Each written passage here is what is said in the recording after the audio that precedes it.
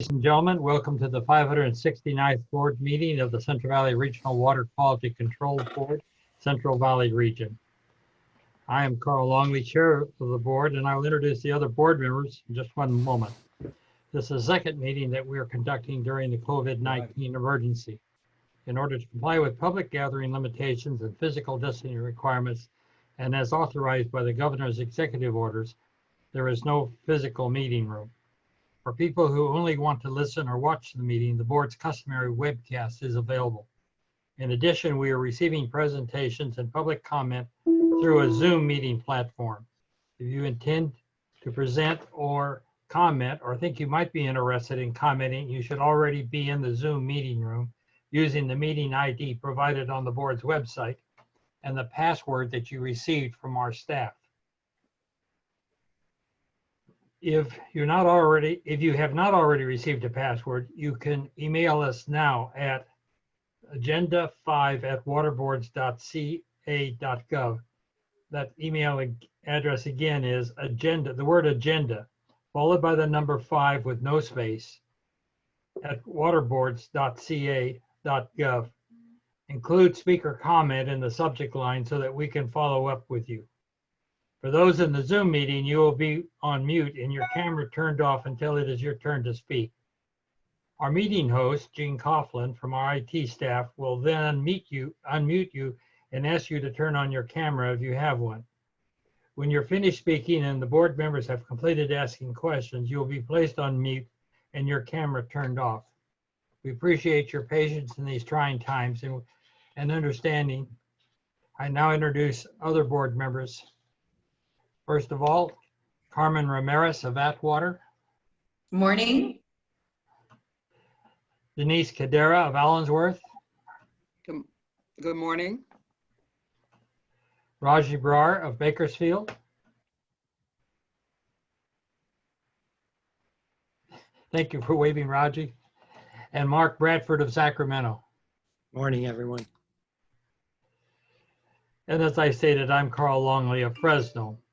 State Board Member Tam Dudick is participating in this meeting, and she will give an update to the board a little later. I'll now introduce the Executive Officer, Patrick Palupa, who will introduce his staff. Good morning, Carl, and everyone attending this meeting virtually. I've got a number of introductions to make today, but first of all, I would like to introduce everybody to JJ Baum, who is here in our Rancho Cordova office, safely physically distanced from everybody. And he's the new Assistant Executive Officer in the Rancho Cordova office, working with the rest of the team. His start date was just on Monday, so we really appreciate him coming aboard in very trying times and accepting the challenges that I know will be thrown his way. If you can hang in there for these next few months to a year, I think we can hang in there for just about anything. So welcome, JJ. Welcome to the board. Thank you very much. Also online today, we have Adam Lappitz, Assistant Executive Officer, the other Assistant Executive Officer in the Rancho Cordova office. We have Clint Snyder, the Assistant Executive Officer in the Reading office, and Clay Rogers, Assistant Executive Officer in the Fresno office. We also have a number of staff, a number of managers also on. In addition, we have legal counsel, make sure I'm introducing you in the right order, David Lancaster, and just trying to make sure that I see everybody here, Bailey Toft Dupuis, and I believe Jessica Yar as well. And with that, I'll turn it back to you, Carl. Thank you very much, Patrick. Denise, would you please lead us in the Pledge of Allegiance? Sure. Yes. Ready, begin. I pledge allegiance to the flag of the United States of America and to the republic which it stands, one nation, under God, indivisible, with liberty and justice for all. Thank you very much.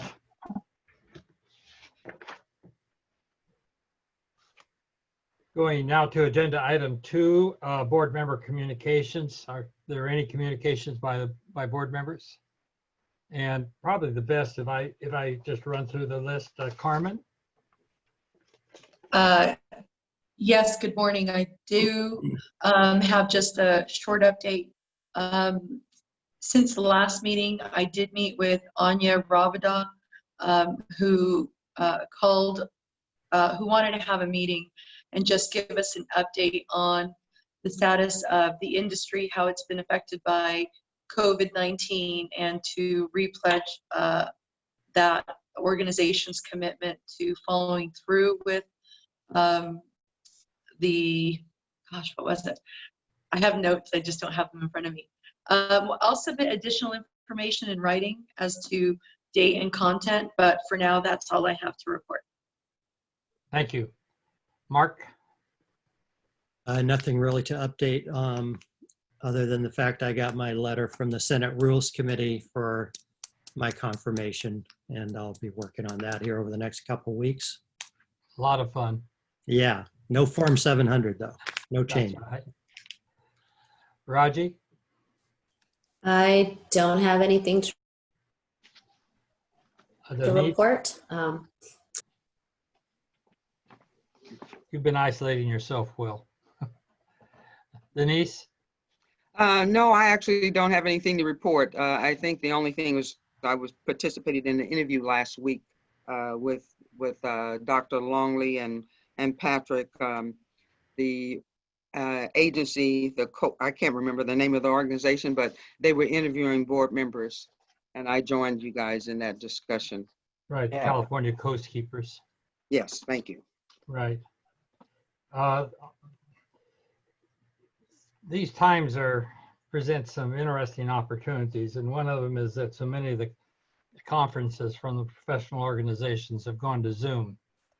And I attended a conference I normally wouldn't attend by Zoom, North American Membrane Society, primarily because as we proceed down the roads with CV salts, the treatment aspect of that's going to become a very costly part of that process as we roll that out and implement it. And the membranes will play a big part of that, so had to get up to speed on that. 4 May was the monthly regional board chairs meetings. 14 May was a remote meeting of CV salts. On the 22nd of May, the water board's chairs went ahead and had their meeting, although this time it was by Zoom, just as we're talking here today. And a lot of interesting information shared during that. We were chatting about a little bit of that earlier. One of the items I'm looking for here, first of all, as was mentioned earlier, the folks from the governor's office spoke to the chairs. One of them, Chrissy, who spoke about the issues that Patrick's already covered. Excuse me. Talked about COVID-19 issues and how it impacts the budget. And you've probably heard about the proposed 10% pay reduction. That's going to have some significant impacts. It's my understanding too that water board staff are being tapped to do follow-up or tracing, whatever the right word is, on COVID-19 issues. The other one is the section 401A of the Clean Water Act, that and other federal statutes that have been changed that may have significant workload implications. I've spoken to Patrick a few minutes ago about that. And if there's anything to say on that, particularly as it pertains to workload, that certainly will be something that we have to keep our eyes on. And then there was the meeting that Denise talked about on 27 May with the California Coast Keepers. They are interested in ways that they can have better liaison with the regional boards. how they might better coordinate with the regional boards, and they were interested in some regional board issues that we spoke about. And finally, 29 May, I attended a meeting virtually of the food safety, actually 2 meetings to get all the panel members of the food safety panel. And, you know, I'm hoping that within maybe 6 weeks or so, we can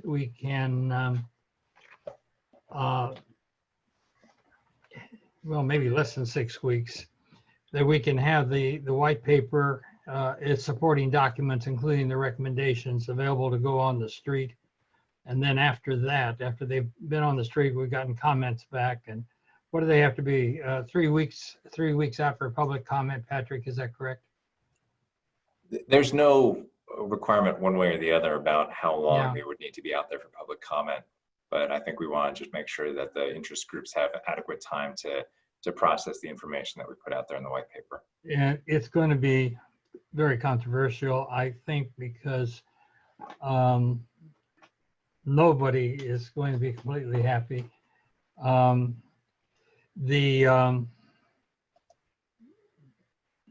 After we've gotten comments back, either it'll hopefully heard at the August meeting, or we'll have if necessary, we'll call a separate meeting simply for that item. And that's something that Patrick will be considering the logistics of one way or the other. So with that, that finishes the activities I've had.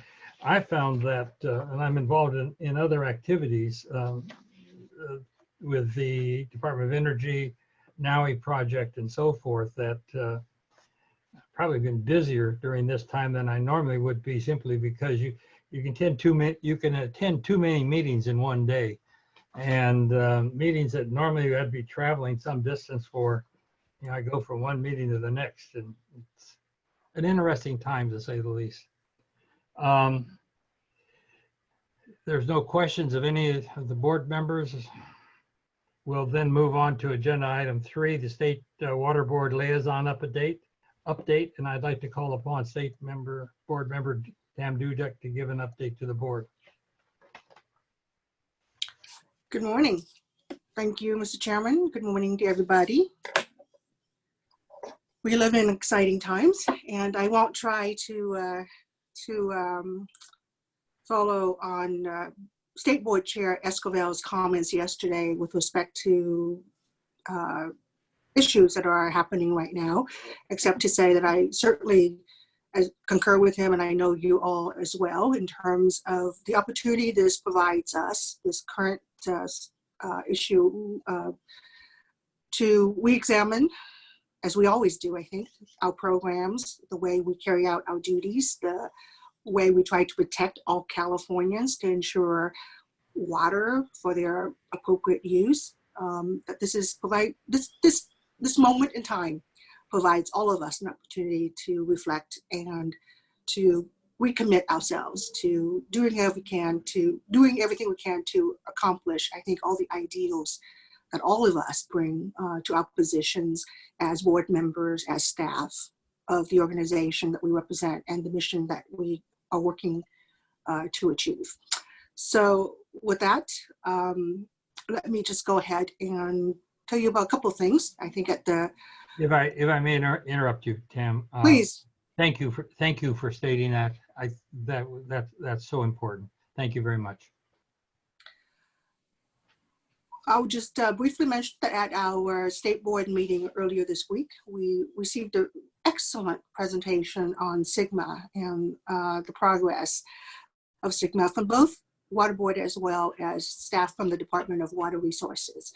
And I know that you have a significant interest in that issue as well, to the extent that your board might like to have at least state board staff. I can't commit to DWR staff to providing you a similar update. I would encourage Patrick to reach out to our staff because I found it very, very fascinating.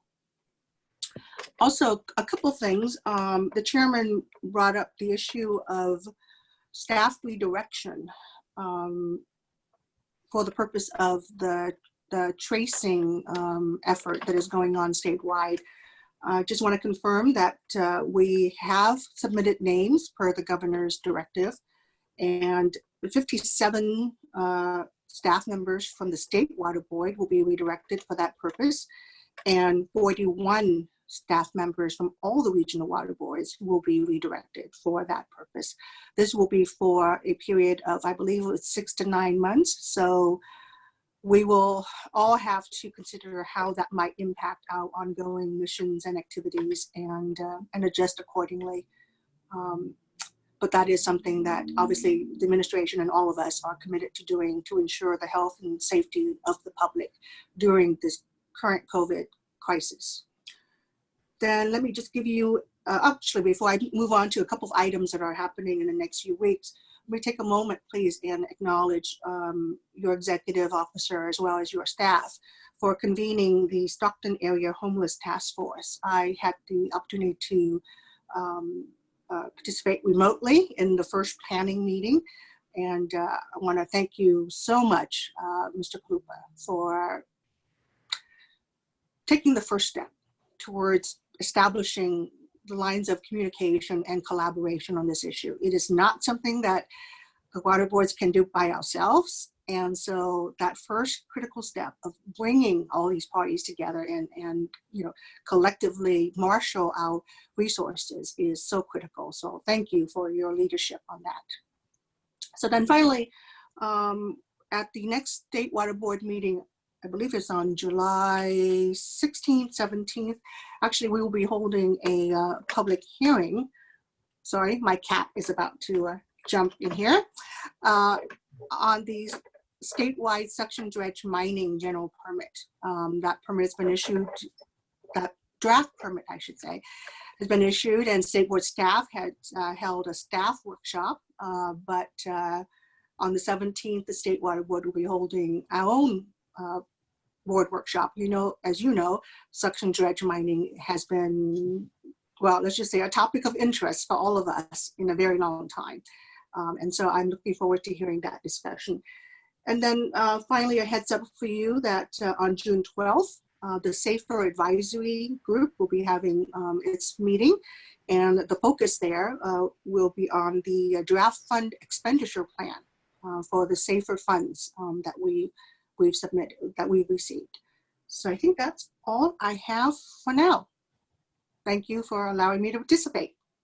Oh, thank you very much. You're always welcome and an important part of our meeting. Are there any questions? Board members have any questions? Patrick, is it possible to get a copy of the presentation that Tam mentioned on Sigma? Certainly. I think we can get that, and I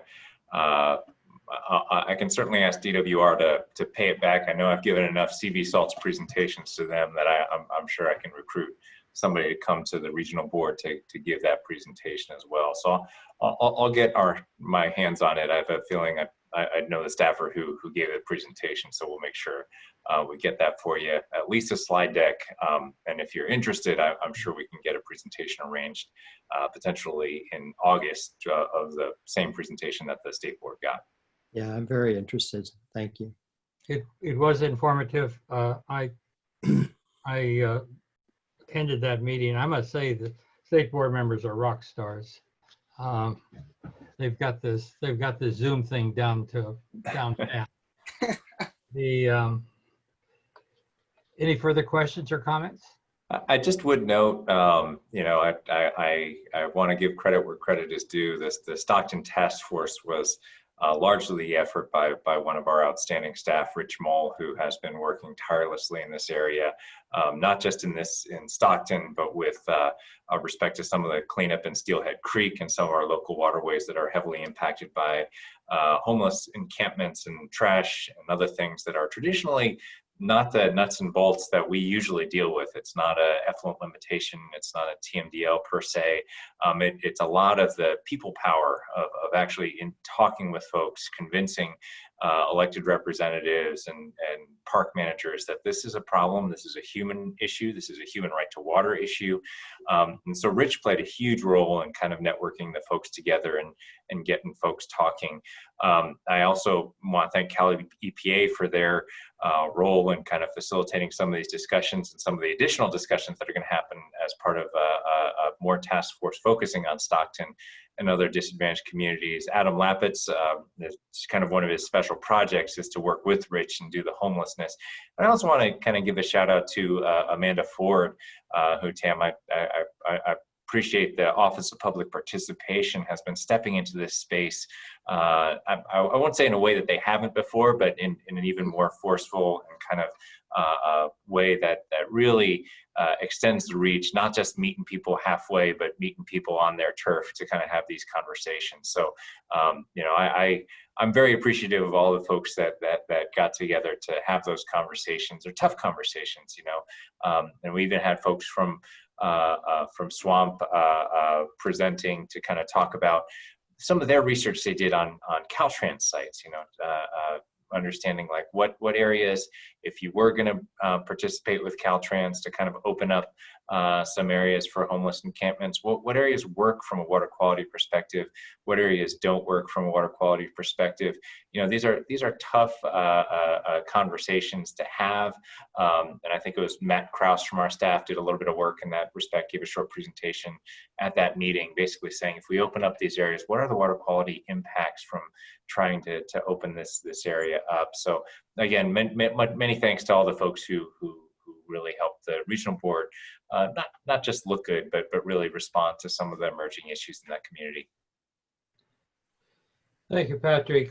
And of course, talk about from a Caltrans standpoint, a water quality standpoint, and also from a homeless standpoint. There are some things that City of Fresno here attempted to do, and I think they had their hearts in the right place, but they didn't fully understand some of the needs of the homeless folks. And that's so very important to hear them. It's a tough issue to crack, and everybody, including the homeless folks, have to be at the table. Yeah. And then I just want to point out that OPP is helping lead another discussion June 11th. And if you want additional information, feel free to contact us and we can get you that information to participate. Okay. Is that going to be a Zoom meeting, or what type of meeting will that be? We'll make sure. I don't know if it's Zoom or Teams, but I have a feeling that it's going to be a digital meeting, as most of the meetings are. It's a Zoom meeting. I see Adam saying the Zoom meeting. Yeah. Yeah, I'd like to sit in on that if possible. If you could give the board members information so that they could. No, we got a problem, don't we? We get more than two of us, we have an issue, don't we? Yeah, well, I can send out an email with the information, gauge interest, and make sure that if there's more than two, that we draw straws and figure out who So can if we're going to, if we do plan to attend, we need to tell you and see how we handle that. Although you certainly can participate in these as an audience member. You know, there's an exception as long as you're not you know, deliberating on something that's pending before the regional board. You're just kind of listening. Most of these are recorded, so there's usually not any, and we can usually work with you if there's Good, three people. good, So good. We'll send that out there and we'll get the details worked out. But thanks Very again, good. Tam. There's always details, it seems. Very good. Any further comment on item 3? Not, we'll move to the agenda item 4, the public forum. As a reminder, if you intend to present or comment on any of the items this hearing or think you might, before I get into this, do you have any cards?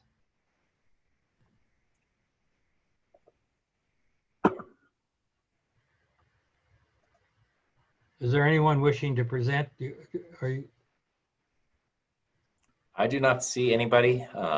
As a reminder, we have essentially a digital blue card that somebody can send to Agenda 5. It's the email address that you read at the onset.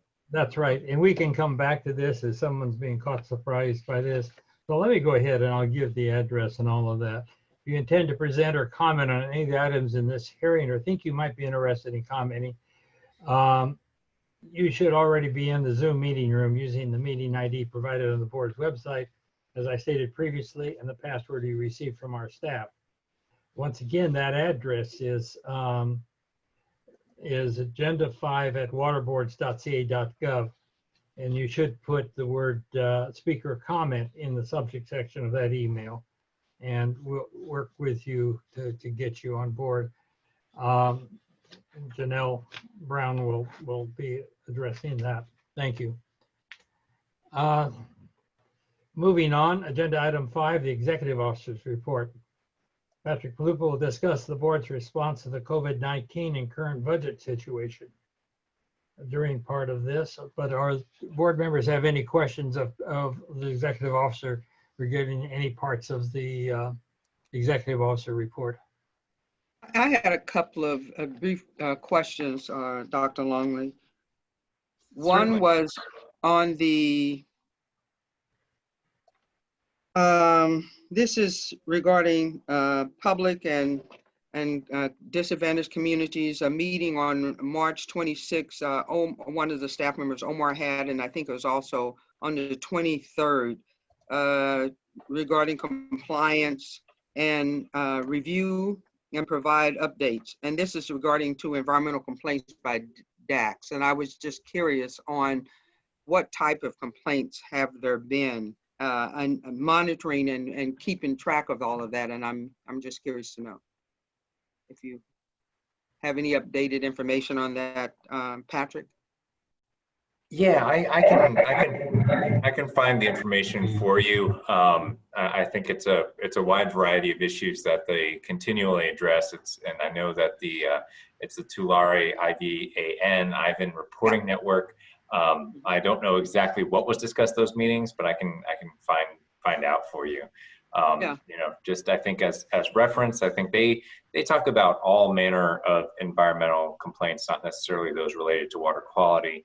I would point out that we do have a water quality complaint reporting form on the front page of just about every board member or water board page that we have online.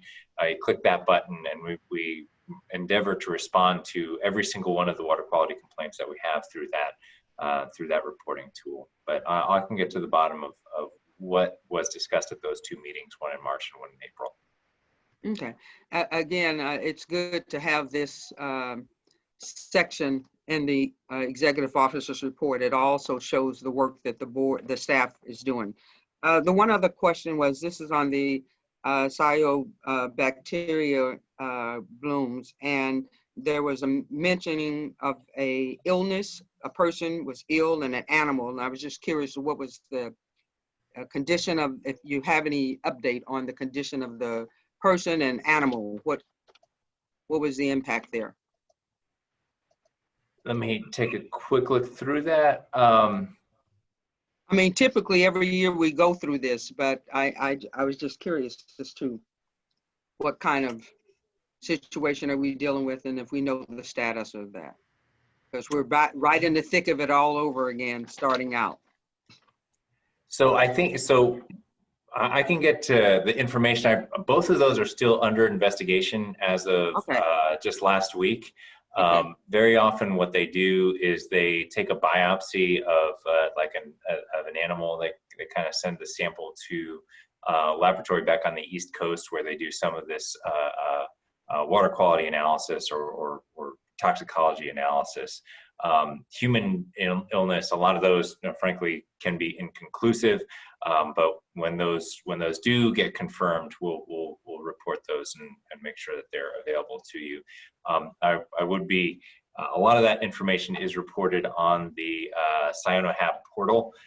That's a website that if you Google CyanoHab portal, it comes up as one of the first responses. Okay. Okay. Thank you, Patrick. Sure thing. Very good. We'll move on to, if there's no further comments on agenda item 5, we'll move on to agenda item 6. So Carl, there are a couple things I did want to talk about. I've got a couple of awards to present to staff, but I also wanted to give the briefing very quickly on some of the water quality issues that we're tackling right now, and to give the board an appraisal of where we are with respect to some of the issues that Tam mentioned, some of the issues that were mentioned about the budget, about contact tracing, and frankly, what the staff limitations are that we're preparing for the upcoming year. So heading into the COVID-19 pandemic, the board actually had fairly high vacancy rates. The fairly high vacancy rate was due to the fact that the cannabis program, which we've talked with all of you before about, had revenues that were coming in far below expectations. We are a fee-funded agency. We fund our staff positions based off of primarily the fees that dischargers pay into the state water board's fees, and those fund the positions at the regional board to do all the regulatory work that you see.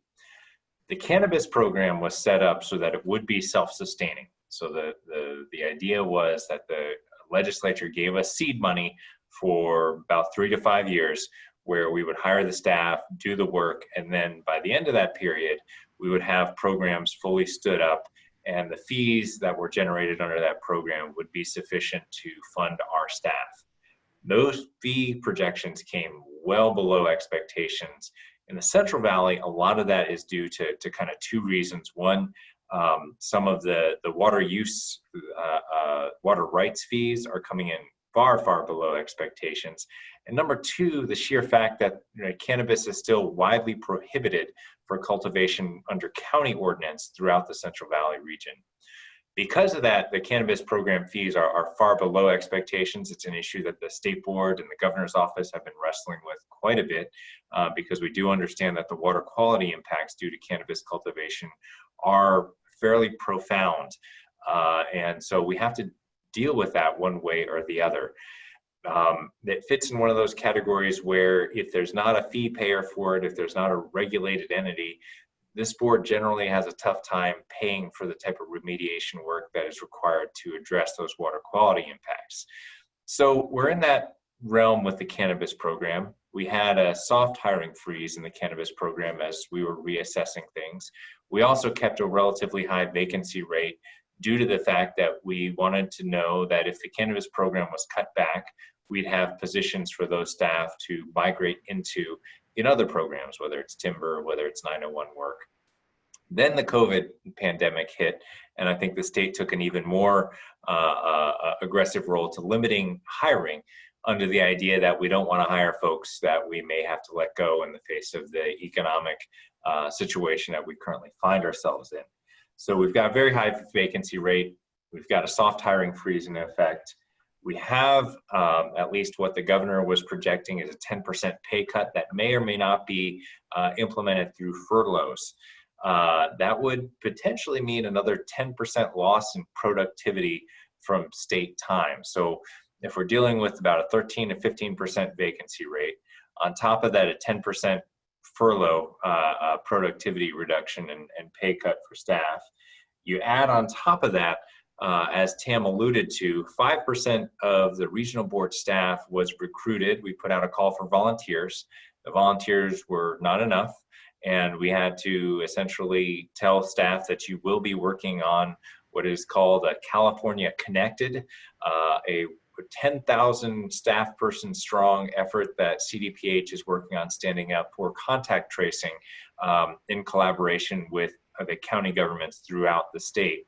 So we lost 5% of our staff for the next 6 to 9 months, possibly a little longer than that, on the contact tracing efforts. If you're doing the math and following along, 10 to 15% vacancy rate, add another 10% furloughs, add 5% on top of that, and then add on the fact that we've got a wave of retirements coming through that, folks who are having a tough time dealing with the teleworking situation, or, have decided it's time to hang up the spurs because, they're facing another pay cut. There's not a pay raise on the horizon given the current economic situation.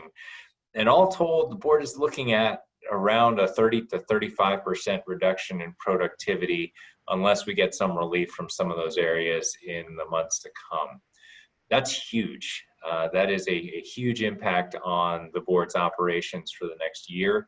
I just want to make sure that that's known as we kind of work through what our projections are going to be. Just like any other organization, there are areas in which we can cut, and those are areas that we can cut less. For example, NPDES permits are march on at a fairly relentless renewal pace, where they have to be renewed every 5 years under federal law.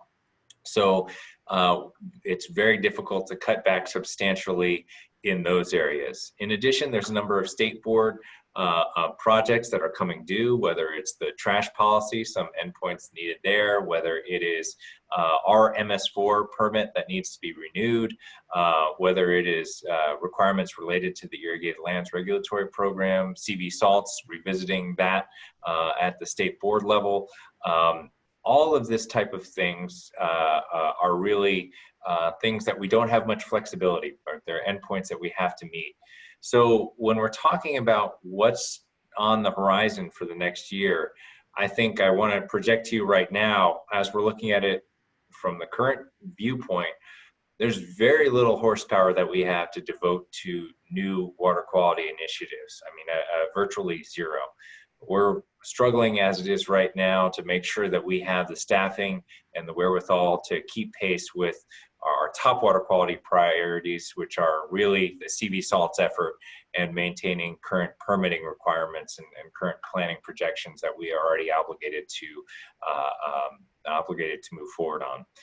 That's the picture. I just want to kind of put that marker out there as we work forward with our work plans through our work planning cycle for the next year. Just want to make that known, that the expectation can't be that it's going to be business as usual, or that we'll be able to hit the milestones that we usually hit. We still are going to maintain a robust enforcement presence. We've worked very hard with the leaders in our program and with the leaders at State Board and other agencies to make sure that the top water quality issues are still being addressed. But there is going to be what is almost extreme prioritization about the issues that we tackle for the next year to come. So that is something that I really want to make the board aware of. That said, I think we've got a few issues that we are working on being fairly aggressive with. One of which is the CV salts effort. Ann Walters passed a huge milestone this past week. The notices to comply that kicked off phase 1 of the CV salts nitrate control program, the milestones for early action plans, for submittal of management zone implementation plans are all keyed towards the regional boards, a huge mail out of notices to comply. Those went out last week. We had a bunch of staff. They were physically distanced, and they stuffed envelopes. They made sure that the addresses were okay. Their certified mail go out at a fairly large cost, and those are out there. And we're currently getting the calls. What the heck is this program? What do I need to do exactly? And Ann and her folks are working on responding to that. We'll have a more detailed update to you as we finish up some of the other milestones, but really that was a major effort that we did at this office, and I want to thank Ann and her staff for getting those out the door even in the midst of this COVID-19 crisis. It was 60 days delayed, but from our perspective, we had to move forward with this. We couldn't delay it anymore. We may be forced to grant some latitude here and there with respect to certain milestones that come down the line. But given that the board for 10 plus years was messaging that water quality, particularly water quality impacts of nitrate in disadvantaged communities, has to be addressed. We're serious about this. Those notices to comply were of paramount importance to get out, and they got them out. In addition, as Carl mentioned, I think we're bracing to try and figure out what we are going to do with respect to water quality certifications provided if there are major changes at the federal level with respect to the Waters of the U.S. rule, and potentially with some of the regulations dealing with water quality certification processing at the Army Corps of Engineers. The issue that Carl alluded to is that if the federal government retracts from where it considers federal jurisdictional waters, so if many of the waters that are currently considered to fall under federal jurisdiction no longer fall under federal jurisdiction, What that means is that the board will have to not deregulate those discharges, but regulate them under separate authority. So the authority would switch from a water quality certification adopted under the Clean Water Act to a waste discharge requirements adopted under state law under Porter Cologne Water Quality Act. That means that the water quality protections would remain in place. I don't think there's any question as to whether or not we'd be protecting beneficial uses in relatively the same way. That would still be done. The issue is that the process for issuing a water quality certification is very different than the process for issuing a waste discharge requirement. Waste discharge requirements are permits that must be adopted by the board in a public process. That's why you see so many of the items in front of the board month in and month out are water quality or are waste discharge requirements. Whereas water quality certifications, even though they are subject to a public review process, can be issued under my signature. There's over 300 of those permits that we issue every year, ranging in size from small construction projects to rehabilitation work on major structures, major in-water structures here in the major water systems in California. So that change, that procedural change, would put a lot more work for the same water quality protection on the backs of the water quality certification program. We're bracing for that. Now, I would say that, much like many other changes at the federal level, and frankly, many of the changes at the state level, there's litigation. So we'll have to wait and see where the litigation goes, whether the rule is put on hold, whether it goes into effect, what the different rulings will be as temporary and permanent injunctions are sought. But I think we're strategizing with our water quality permitting staff to make sure that we have the capacity to deal with those water quality issues and to prioritize review of those water quality issues as they move through the process. Lastly, I also wanted to add that we are continuing to work with our cannabis program and work with the program statewide. Clint Snyder was instrumental in leading over the past couple weeks, really, a series of high-level, basically a retreat of all of the folks who are working on cannabis issues statewide to strategize about how do we continue to address the water quality and water rights impacts of cannabis cultivation in the state of California under a scenario where there could be staff cutbacks and where we have to be very, very efficient of the use of staff time. I anticipate that working group will have some recommendations that will be available for the public. May take a little while to kind of collate them and vet them through the state board process, but the idea is that we are going to come up with some ways to streamline the program and to make sure that we both bump up enrollment so that more people become legal in the state of California. And frankly, from my perspective, I am anticipating that there's going to be a lot of counties within the Central Valley, and this happened during the last economic downturn as well. They look around and they say, well, look, cannabis is being grown in our area. Maybe under better economic times, we have the luxury of saying, no, we don't want to permit them. We don't want to collect taxes on them. We don't want to regulate them. In these times, I anticipate that there's going to be some counties second guessing that and saying, we want to separate the good apples from the bad apples. We want, if there's going to be cultivation, whether it's indoor or outdoor grows, we want to make sure it's protective of water quality, it respects water rights, and it's done appropriately.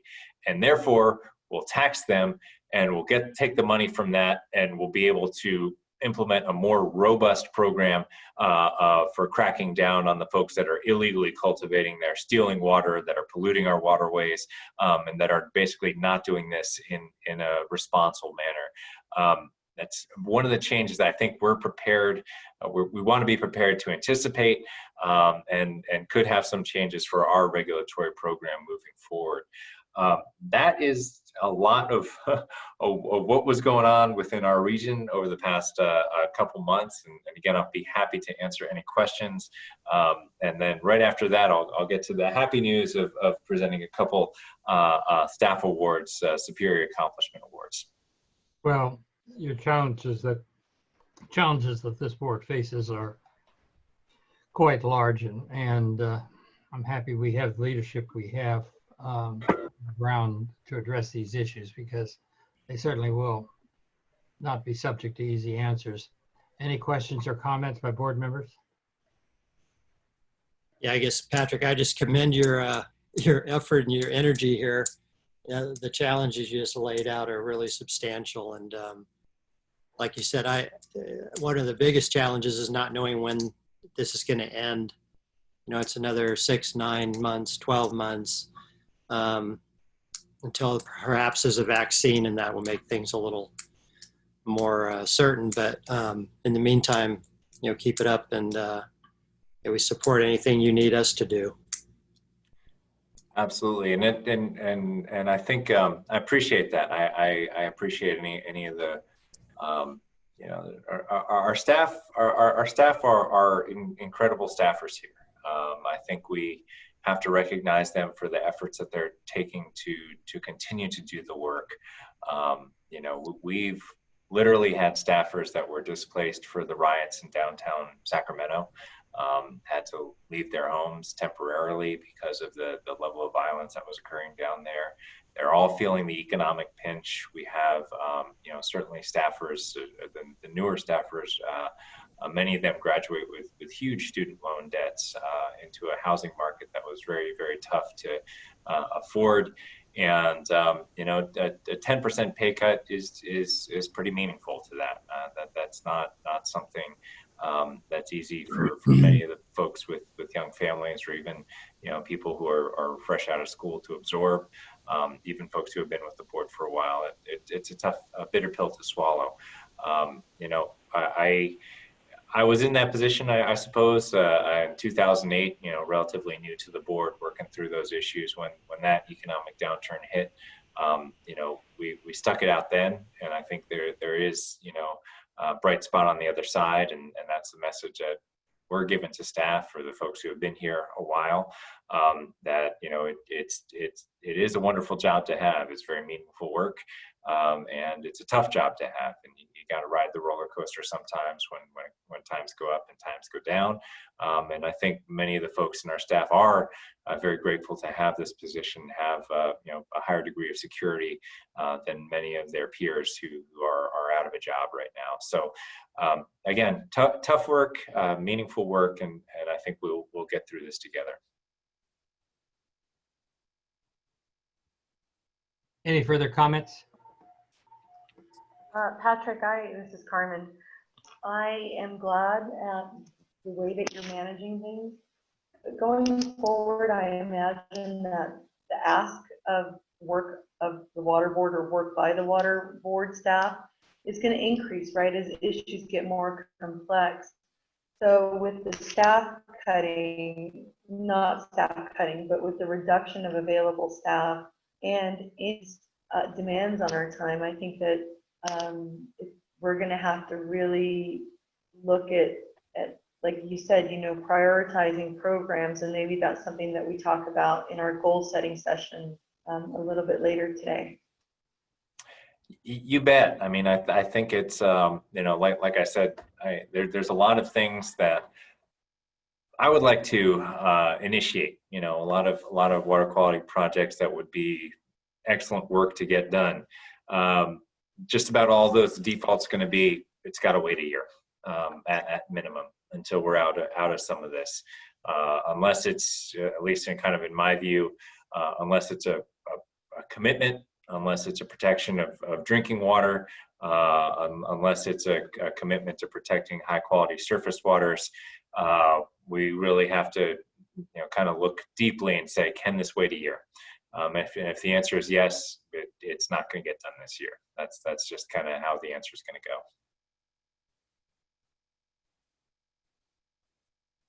Whoops, good to unmute. Any further comments? Yeah, if there aren't, I will move forward to actually the some awards. We've got some of those here as well. We'll get them to staff when they're back in the office. You know, we are working on plans to have staff come back into the office, but you know, at this stage, I think, Even the more optimistic assumptions are it's just about 25% of staff will be back. And even then, it will be part-time for some of those, where the majority of staff will continue to telecommute if they can. Thankfully, we have some positions where telecommuting also means getting out in the field and doing some inspections too. So that work continues. But for the time being, just about everybody's going to continue to telework until we see some signal from the state that we're ready to progress into further stages here. So with that, the first award I'll hand out to Bob Ditto, Carrie Yee, David Scholes, Eric Warren, and Phil Carter. And many of them are here, at least virtually. I think David might be in the field today, but many of them are on the Zoom call today. They have done an exceptional job of developing and implementing the drinking water well monitoring and notification effort under the Irrigated Lands Program. This monitoring effort is required by the State Water Board's East San Joaquin petition order and is different than other elements of the Irrigated Lands Program in requiring staff to work directly with the almost 30,000 growers in the program. Bob Ditto has been leading this team in developing drinking water well monitoring outreach materials for growers and laboratories, working with the State Water Board GeoTracker, that's our online database, staff to ensure appropriate data would be entered and displayed, and developing the notification template for wells that exceeded the water quality standard for nitrate. They have developed an easy-to-read and ADA-compliant grower templates, as well as frequently asked question and informational trifold documents in multiple languages. They have met regularly with the laboratory representatives and consultants to explain the monitoring requirements and to gather information about laboratory protocols. They sent out thousands of information packets to coalition members and answered hundreds of phone calls. This team has worked tirelessly to get this new monitoring requirement rolled out to growers. They have provided outreach during ILRP stakeholder meetings and attended coalition annual meetings and have presented details of the monitoring requirements to thousands of growers. They continue to work closely with the State Board GeoTracker staff to streamline how data is uploaded, displayed, and utilized. They are also updating templates and providing easy to understand information regarding potential health effects of drinking water with elevated nitrate concentrations. This team's incredibly hard work and effective coordination has resulted in more than 3,000 wells being monitored for nitrate and timely user notification when nitrate concentrations are above the drinking water standard. The team is being recognized for successful development and implementation of this important effort to protect public health, a top priority for the board. Bob, I see you're on. Thanks to you. Thanks to your team. Thanks to Sue for managing this program. This was a big one. This was one of the priority issues that the State Board bolted into the Irrigated Lands Regulatory Program Precedential Order. We knew it would be difficult to implement. We knew it would have its challenges, especially because this isn't being done through the coalitions. This is something that we have direct relationships, direct requirements placed on the growers to do this type of monitoring work and to ensure that there's a response. So again, many thanks to the folks on this team who got it done. Thank you, Patrick.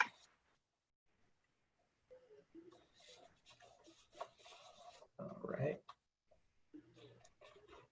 Now we've got one from the Fresno office. Is Alex here?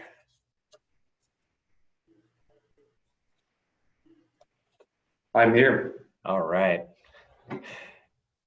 Alex Mushagan has been an employee in the Fresno office for 8 years and has been a senior water resource control engineer of the non-15 waste discharge to land permitting unit for 2 years. Alex is receiving this award not only for his hard work at managing the unit, but for performing beyond his normal job duties during the time of the COVID-19 pandemic. Alex is a great employee with tons of enthusiasm. He always provides excellent work that is completed in a timely manner and is invaluable at working towards meeting the unit's fiscal year-end goals. He is able to work with minimal oversight and consistently addresses any issues related to waste discharge requirements so they end up on the uncontested calendar at our board meetings. His normal tasks include managing engineers, geologists, and scientific aides, communicating with dischargers and the public, mentoring other staff to become effective permit writers, and providing regular updates to management of the work completed by his unit. In addition to his normal tasks, Alex has been selected to be a representative of the Region 5 on a team that responds to requests from the regulated community that ask for relief from monitoring and reporting requirements during the COVID-19 pandemic, and provides regular updates to Cal EPA and frankly to us, to the executive officers and the assistant executive officers. As a result, human health continues to be protected during the pandemic. Alex has helped draft template letters responding to requests, and he is tasked with keeping track of the requests and our responses to ensure consistency. Alex is a reliable and professional staff member and is very deserving of this award. And just for the board's edification, when the COVID-19 pandemic struck, you had the message coming from US EPA, unfortunately, that with the pandemic, we're going to lift a lot of the requirements. We're not going to be enforcing a lot of the requirements. The state board took the opposite approach and said, we are going to continue to be in the field. We're going to continue to have a presence out there. But we did recognize that there's going to be a number of cases in which it's impossible to do monitoring. It's impossible to do certain type of work without exposing line staff, and this includes small communities monitoring groundwater wells. This includes small businesses monitoring their cleanup sites. Some of those require 2 people, 3 people to operate in close proximity, to get consultants in, to do that type of monitoring work, to have that type of compliance response. And the challenge for us was to look at all of these types of projects and all of these types of requests for saying we can't do this, and weed out the ones that were really requests that could potentially harm workers and would not have a significant effect on water quality from those requests that may be requests of convenience. And Alex has been part of the team that's been working with the state board at coordinating these responses, that making sure that we say no when it's appropriate to say no, when we continue timelines when it's appropriate to continue timelines. And these are really tough decisions to make. He's been working with Carrie Holmes, with the chief of our water quality enforcement section, and essentially coordinating not just among the regional board here, but among all of the regional boards and the state board, because we're getting these requests all the time, and trying to make sure that this is a consistent response statewide. So Alex, really thank you for all your work on this project and all the other projects we've been working with you on. Alex has kind of been Scott Hatton's right-hand man when it comes to implementing a lot of the new waste discharge requirements programs, and that includes shouldering some of the burden of getting the new CV SALT requirements integrated into WDRs and things like that too. So Alex really is kind of the Swiss Army knife down there, really up-and-coming staff person that's got a lot of answers when we're asking tough questions. So thanks so much, Alex. Thank you, Patrick. All right, and we have one award for Colt Brockman in the Reading office, but we're going to hold off on that until August because Colt is out in the field today.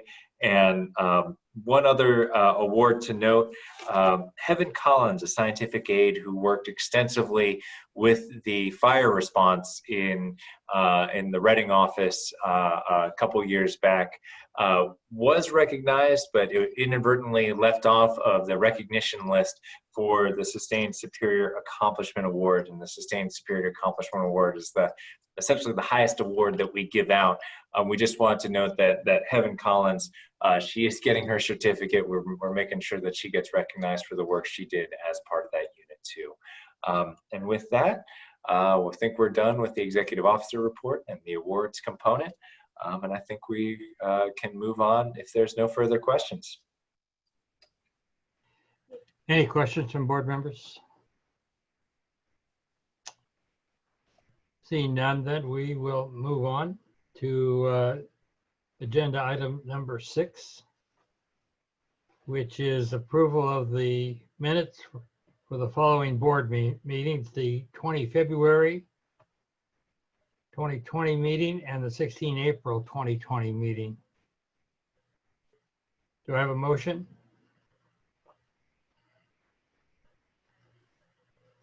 I move to approve the minutes as presented. You need individual dates, Patrick? If both are being approved, then it's fine to go. Do I have a second? Carmen's I'll moved. second. I'll second. I have a couple of seconds, so I'll third. Mark's third, and who was the who seconded? I did. Okay. Well, Go ahead, Raji. Raji. take your pick. Raji seconded. We Okay, have second, thirds, and fourths. that's right. We got them all. Okay. All in. We haven't voted much on this. It's going to be interesting. All in favor, say so by saying aye. So, Dr. Longley, we'll do a roll call vote as is required these days. Good. Let's do the roll call then. Call the roll, please. Board Member Ramirez, Yes. Board Member Brar, Yes. Board Member Bradford, Yes. Board Member Kadara, Yes. and Chair Longley. Yes. The motion carries. Thank you very much. And I should have said Vice Chair Ramirez. My apologies. I'm not used to doing this part. Okay. Agenda item 7, the City of Sacramento Combined Sewer System, has been postponed to the August meeting. Moving on then to, I'm taking these out of order, it looks like. Let's go to the uncontested calendar, jump to agenda item 13. This is a time and place for a public hearing to consider uncontested items 16 through 21. Has anyone submitted an email request to comment on any of the uncontested items? Not at this time. Thanks, Janelle. Thank you very much. Adam, are there any late revisions? No late revisions, Dr. Longley. Okay, we'll close the hearing then. I ask for a motion. I'll move that we approve of the uncontested calendar, Dr. Longley. Do I have a second? I'll second. Okay. We have a motion and it's been seconded. We'll move then to voting. Call the roll, please. All right, Board Member Kadara, Yes. Board Member Bradford, Yes. Board Member Brar, Yes. Vice Chair Ramirez, Yes. Chair Longley. Yes, Motion carries. thank you very much. We'll move then to agenda item 8. And I will point out just briefly for everybody, I think a lot of respect both to the prosecution team and to the dischargers for working through some very, very contested items related to items 16 and 17. Both of those are fairly significant cease and desist orders issued to address dairy wastewater and dairy wastewater ponds, capacity issues. Both of those were tough cases to prosecute. I'm sure there were tough cases for the dischargers to swallow. A lot of work went into that, and we got these are fairly significant items. Just because they weren't discussed here, I really want to call out that a lot of work went into getting to the result that the board wanted. And both of these facilities, we do have a kind of enhanced tool in place to make sure that the water quality issues that we saw at those facilities will not reoccur. So I just want to call that out before we move on. You know, sometimes these uncontested items can fly by, but my goodness, there's a lot of good work that was put into that, and it's not insignificant what the board just did here today. Thank you. We'll move to agenda item 8. The Irrigated Lands Regulatory Program and Enrollment Activities Update. At this time, the board will hear an update on the Irrigated Lands Regulatory Program enrollment activities. This is an information item only, and no action will be taken, although the board may ask questions and provide direction to staff. After the staff presentation, interested persons will be allowed 3 minutes each to address the board. As a reminder, if you intend to present or comment on any of the items in this hearing or think you might be interested in commenting, you should already be in the Zoom meeting using the meeting ID provided on the board's website and the password you received from our staff. If you've not already received a password, you can email us now at agenda5@waterboards.ca.gov. Once again, agenda, all one word, agenda 5, the numeral 5, at waterboards.ca.gov. Include speaker comment in the subject line so that we can follow up with you. For those in the Zoom meeting, you'll be on mute and your camera turned off until it is your turn to speak. Our meeting host, Gene Coughlin from our IT team, will then unmute you and ask you to turn on your camera if you have one. When you're done speaking and the board members have completed asking questions, you'll be placed on mute and your camera turned off. We'll now hear the staff presentation. All right, good morning, Chair Longley and members of the board. I'm Bob Ditto, the Compliance and Outreach Unit Supervisor in the Irrigated Lands Regulatory Program. I'm here today with one of my staff, Wes Wimet, to give you an update on our enrollment activities. Next slide. Today, I will provide a brief overview of who we are and what we do. Then Wes will talk about how we prepare our enrollment efforts and identify potential non-filers. I will then go over our compliance and enforcement process, enrollment status, and leave you with our suggested path forward. Next slide. Here is the current structure of our compliance and outreach unit in this office. I currently have 5 technical staff with 1 administrative professional. Next slide. I would also like to recognize our Fresno staff led by David Scholes. He currently has 4 technical staff with 2 vacancies working on all aspects of the Irrigated Lands Program. Next slide. The Compliance and Outreach Unit has many responsibilities shared by both offices. These include developing outreach to the public, keeping coalitions and members informed of new program information and enforcement activities by attending annual member and quarterly stakeholder meetings. Our compliance and enforcement duties involve identifying potential non-filers for enrollment in our program, following up with members with late annual reports, following up with drinking water well monitoring and notification requirements, and ensuring members are implementing best management practices to protect water quality on their farms. Today, our focus will be on our enrollment efforts. Next slide. The Irrigated Lands Program has the goal of ensuring irrigated lands discharges are protective of water quality and don't impact the beneficial uses of water. Approximately 75% of California's agriculture is located in the Central Valley, with an estimate of over 6 million acres of commercial irrigated land. Irrigated land activities are regulated by 9 general waste discharge requirements, with the assistance from 14 agricultural coalitions who work with our growers in our region. Enrollment in our program is essential to protecting surface and groundwater resources. Wes will now talk about the process we go through to identify those who need to be enrolled in our program. Next slide. Hello, I'm Wes Wimet, engineer and geologist in the Irrigated Lands Program. As Bob mentioned, I'm here today to describe our process for identifying potential non-filers. A non-filer is an owner or operator of commercial area lands that has not yet obtained regulatory coverage. To start this process, staff uses geographic information systems, hereafter referred to as GIS. GIS is a computer system that allows staff to display and compare data in a spatial or map setting. In GIS, we use the 2016 land use data from the Department of Water Resources, hereafter referred to as DWR, for our base layer.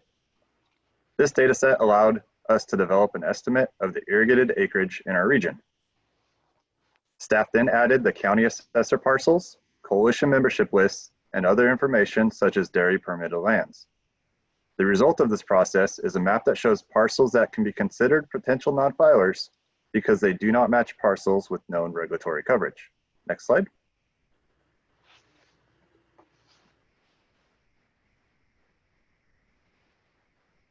I would like to take a quick minute to explain a little more about the DWR land use data and why we chose it. The DWR land use data is available to us as a statewide file. This makes it easy for us to conduct a comprehensive analysis of our region. This data in many cases is developed down to the field level, which means that staff can calculate the estimated agricultural acreage and not report acreage from homes, farm roads, or other structures on the irrigated land. This gives us a more accurate estimation of the actual cropland acreage. Based upon the 2016 DWR land use data, staff estimated there to be about 6.5 million acres of potential irrigated agriculture within our region. Next slide. Next, I would like to show you how we conduct aerial desktop inspections using GIS. On this slide, the parcels outlined in red have been identified as potential non-filers. One by one, staff reviews the potential non-filer parcels with an aerial image. This allows staff to confirm if the designated land use is correct or redesignate it to something else. Next slide. Staff developed a tool in GIS to conduct the aerial desktop inspections. After reviewing a potential non-filer parcel with an aerial image, staff opens an inspection form by clicking on the parcel. The user completes the inspection report by selecting the appropriate options from drop-down lists. In this example, staff determined the parcel was a commercially irrigated orchard. Next slide. After the aerial inspection form is completed, the parcel is shaded in by the program so that staff knows which parcels have already been inspected. Using this process, staff has recently reviewed over 500,000 acres of potential non-filer lands. Parcels that are confirmed visually as commercial irrigated agriculture are followed up with through our outreach and enforcement process. I would now like to turn the presentation back over to Bob to discuss our compliance and enforcement process. Next slide. Next slide, we got. Thank you, Wes. I would now like to discuss our outreach and enforcement process, which can be explained by this enforcement pyramid. At the bottom of the pyramid, we start with our identification of potential non-filers, as Wes just described. We then send an initial outreach letter, which briefly describes our program and how to enroll. We follow up with a Water Code Section 13260 directive. For those who don't respond to the directives, we issue a notice of violation. If still no response, staff does its best to locate a phone number to make contact with the owner. We then follow up with a site inspection to ensure there's active operations on the parcel. During this period, we do our best to give the owner every opportunity to join the program. Once the parcel inspection confirms an active operation and we have made contact with the owner and we still have no response, we issue a pre-administrative civil liability or pre-ACL letter. Our final step is an ACL complaint and board hearing if necessary. Next slide. I'll get you to go back 1 second. This is Denise. I just wanted to know the time frame between that initial outreach letter and the phone call. What is the time frame that you're referencing here? The initial outreach letter is typically between the initial outreach and the directive is typically 15 to 30 days. The directive then gives an additional 15 days. And in terms of actually processing letters and sending them out, so you're probably looking at each step is about 15 to 30 days to the phone call. So you're going 15 to 30 days from the directive, notice of violation, you give them another 15 to 30 days, and then you start trying to make contact with the owner. Okay. All right. Thank you very much. No problem. So as Wes described the process of how we determine who potentially needs to be enrolled, I'll now discuss the status of our enrollment effort. I'll start with our current stats of membership, parcels, and enrolled acreage, then give you a sense of how far we have come and where we think we are today. Robert, Next slide. this is Carmen. You hear me? Hi. Before you jump into this one, if you can go back the same slide that Denise asked about. If you had to, and I know it's going to be different, but if you had to ballpark, how many issues get resolved below the red line? Do you think half of them do? Do you think 70% of them do? 10%? Like what percentage make it, get I would think, the red line? yeah, I would think probably, close to 90% of our work is taken care of under that red line. So when it comes to you, we have really exhausted all of our efforts, and that's the last step. And I knew that, and I appreciate that, and I'm sure the participants appreciate that too. Okay, thank you. Thank you. Next slide. So our general orders require coalitions to submit their membership lists every year. This data includes member information, parcels, and acreage. We use this data as a key component to our inspection process and to track membership numbers.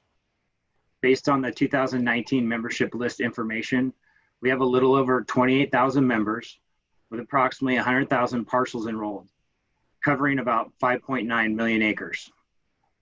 Next slide. To take a look back, based on our 2012-2013 annual fee data, we had approximately 4.7 million enrolled acres, which is about the time of the East San Joaquin General Order was adopted.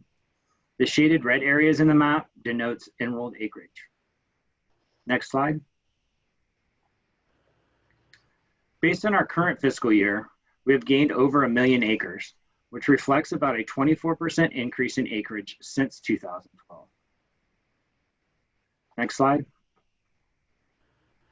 This graph shows our enrollment acres since 2012. As you can see, there was a dramatic increase from 2012 to 2017 due to our implementation of our general orders and our enrollment efforts. What I'd like to show is over the past 4 years, we have seen a stabilization of acreage, which is also reflected in our member and parcel numbers. The agricultural industry seems to be somewhat fluid with respect to the acres that are in production. We have some acreage that is being converted into housing tracts and no longer in production. We have some acres that are transferred to different leases. Farmers may retire, and in some cases, we have land conversions from non-irrigated lands to orchards. Next slide. I'd also like to show some of the work we've completed in the past several years for our enrollment efforts. We have performed over 15,000 desktop parcel inspections, the process which Wes described earlier. A large percentage of these have been completed within the last couple of months as staff has been teleworking. We've also sent over 1,600 directive letters and over 400 NOVs, which resulted in 4 administrative civil liabilities. Next slide. Yeah, one quick comment. I'm curious. I want to say that the number of ACLs have gone down in the past few years. Is that correct? That is correct. Okay, I mean, that's a good sign. I remember we were getting lots of the ACLs coming in. So to see this number, I say that the farmers are falling in line, as you said, 10% or less, and that's good. That's good to see. Yeah, Denise, I think too, I've kind of implemented more of a kind of that further approach where we're, doing the best we can before we go over that red line. So, we're working with OE to get phone numbers. We're visiting the parcel. We're doing anything we can to make contact with that owner before we have to bring it in front of the board. The other thing that I noticed, and this is Carmen, is that, your initial presentation said that California has, just around 6 million acres that are used for farmland, and you've got 5.8 million people enrolled. And that's a really good job. Yeah, and I'll break that number down here in a little bit. So as we move forward. Thank you.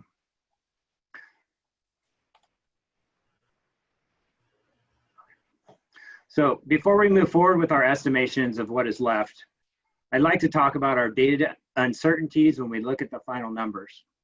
For instance, we know DWR land use estimates include some non-irrigated lands. During the process of identifying non-filers, staff has identified over 100,000 acres of non-irrigated land. Member parcel information received from coalitions are not always correct. Due to formatting and other issues such as county parcel splits and combining, not all the member parcels were accounted for in our analysis. And lastly, some parcels covered by other programs are not accounted for. Staff is coordinating with the dairy unit staff to refine our map and remove any missed dairy parcels. Next slide. So based on our current data, we have about 488,000 acres spread over approximately 35,000 parcels left to follow up with. This would suggest that we are at a 93% compliance rate with enrollment. As you can see from the table, the highest percentage of parcels are small acres. Our strategy is to follow up with this information, prioritizing large parcels first, then moving into the smaller acreages. Next slide. As you may recall from the previous slide, over 70% of the parcels remaining to follow up with are less than 10 acres. There are over 25,000 of these parcels left to inspect. As we move forward, our outreach process will need to be modified as we will be reaching out to small family-owned farms and growers that may have language barriers. We have developed our outreach in multiple languages and have access to Punjabi and Spanish speakers on our staff. Outreach may take more time to explain program requirements as we work with the coalitions to help potential members understand the enrollment process. Next slide. I would like to end this presentation by talking about how the COVID-19 stay-at-home order will impact our outreach efforts in the near future. On a positive note, the stay-at-home order has allowed staff to focus on desktop inspections to identify potential non-filers. We have been able to identify thousands of parcels that will require follow-up. Moving forward in this environment will be a bit tricky, but we feel by sending our outreach letter, a less formal approach, will give potential members additional time and information before we move forward with our directive letters. Another hurdle may be the availability of some coalitions to operate at full capacity due to telework conditions and limited walk-in access. Our staff will also have a harder time returning phone calls from home, but we are currently working on implementing more tools and solutions to assist us with follow-up. Next slide. I'd like to thank the board for your time today, and we are open to any questions or comments you may have. Bob, Mark, thanks for that presentation. Very interesting. I do have a couple. I think you addressed one there where I'm curious why, I wouldn't say some growers are not enrolled in the program. Is it deliberate, or is it due to lack of outreach and communication or language barriers? Do you have a sense for that? Mark, I think that it's all of those things. I think you have people that are still unaware, especially in the smaller farm community. And there's probably those that are out there just waiting for us to contact them. So I think it's definitely a mixture of those. Okay, thanks. And how, I mean, it looks like you flattened this particular curve, which is encouraging. But with the COVID challenges on staffing that Patrick described, do you see that being a negative force moving forward to continue your program, get these final growers into the program? Yes, I definitely think it's going to take a little more time. It's a very sensitive environment we're in right now. And that's kind of why we actually took away the outreach letter for a while and just went to our directive as the first contact. We're now going to implement that back into the process. And so we're hoping that, it's not a certified letter. It's a letter that, shows up, that gives information with contacts to try to get them in the program that way. So it's going to take a little more time. And again, like I said in kind of that last slide where, the coalitions are dealing with this as well. They're teleworking, so everybody kind of has a different status of where they are in terms of who's working at the office. So, our job is to get the growers to the coalition's front door to enroll. So yeah, we're working with them closely to hopefully, smooth out that process. But yes, I would agree. It's probably going to slow our enrollment activities down a little bit. Right. And then my final question had to do with some of the discussions we've had at previous board meetings related to exemptions or modified program requirements for irrigated pastures or small organic farmers. Is that taken into account in this presentation, or is that still kind of in the parking lot? Well, in terms of our enrollment effort, yeah, I mean, I think when it comes to that, and Sue, if you might want to chime in on that, but the upper watersheds where most of that is taking place, I think our focus is in the Sacramento Valley, but yes, less focus in those areas. Okay. So hi, this is Sue McConnell, the Irrigated Lands Program Manager, and we are continuing to work on the alternative regulatory framework for irrigated pasture and other lower threat commodity types. And we're hoping to bring something to the board in October, and we're working towards that. Okay, good.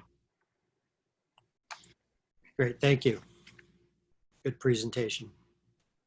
Thank you.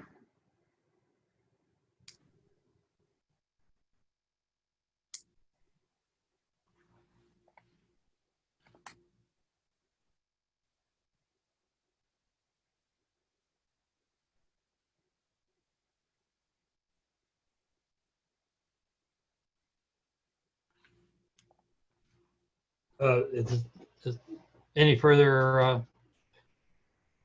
you finished your presentation? Do you have any further slides? No, we were done. Okay, great. And I was talking and I was muted. That's the nice thing about this.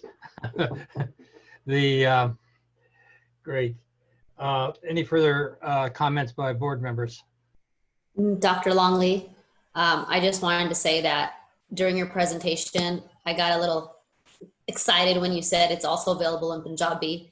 So that's a win. I appreciate that. I'm so glad that this water board understands what a diverse group of individuals we have farming here in our valley. So just kudos to the water board. That just makes me really happy. Thank you, and it's good to have. And I have a comment, Dr. Longley. I'm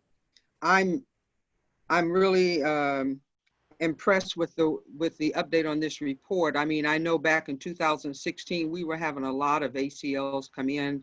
A lot of people were not in compliance, just negligent in sending in simple paperwork. And to see that the numbers are improving or flattened out is a good example of the hard work that the Irrigated Lands Program is doing. Sue and Robert, I mean, I appreciate the work. I see the difference, and it has decreased the number of ACLs. And to me, that's important because enforcement is important, but non-compliance is worse. And you guys have cut those numbers down and improved your process, and I think it's a good thing.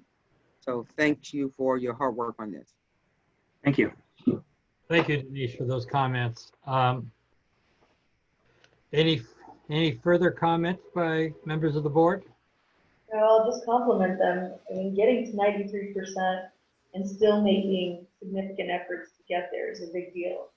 So thank you for taking it so seriously and doing a great job. Thank you. Thank you. If there's no further comments by members of the board, I understand that Bruce Hodeshelt would like to speak. Hi, Bruce. Your microphone has been unmuted. Great. Good morning, Chair Longley and members of the board. I really just want to be very brief. I don't want to get in the way of this, which you've recognized as a truly success story here. We value, in the Sacramento Valley, we value the constructive working relationship we have with Bob and his team. It helps us bring those folks who may be confused about a water resource versus an irrigated land permit, helps them to achieve understanding. So working with each of our sub watersheds, which are our points of contact, are either a farm bureau or a resource conservation district, and their landowner and grower boards has been really, really productive. We have an example of that right now where Gurbender Dhaliwal and the team at Yuba Sutter Farm Bureau are working on reaching out to some growers to ensure that they understand reporting requirements, and we've had enormous success. In the Sacramento Valley, we are continuing to refine our tools and our processes. We have an online data management tool that growers can use to fill out, do their annual updates to their acreage, to fill out their reports. And we're constantly innovating. So we recently in Yuba Sutter, we used a text messaging tool to reach out to our growers. I've turned my camera on because I want to show you the Sacramento Valley.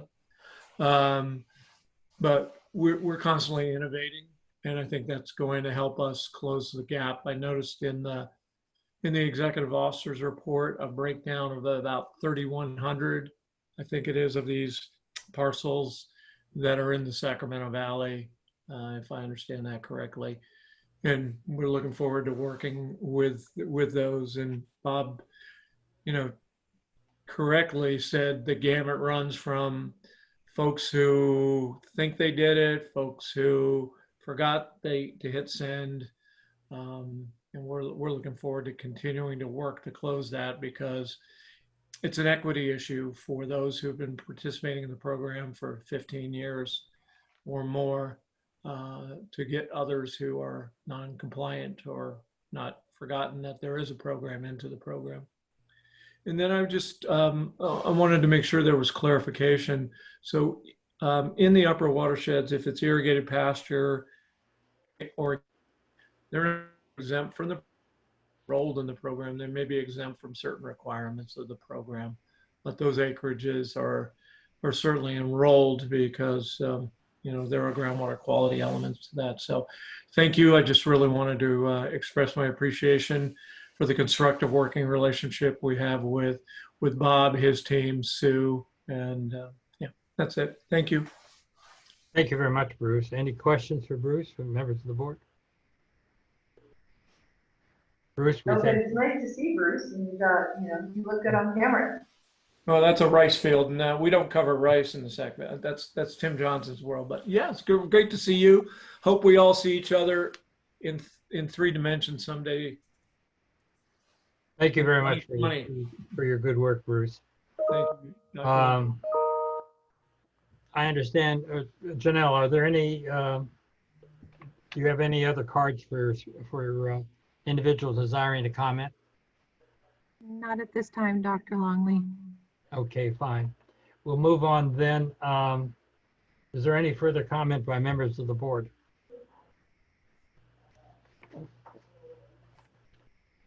Hearing none. Thank you very much for the program update. This program is obviously the largest one of its kind in California, probably insofar as the activities of this program, the largest one in the United States. I say that as a guess, but I think it's a pretty calculated guess. And I think both the growers and folks on our board staff have overall been doing a very good job of moving this program forward to protect the waters of our region. With that said, we'll move on to the uncontested calendar, agenda item 13. This is a time and place for a public hearing to consider uncontested items. So Carl, I think we already hit the uncontested calendar.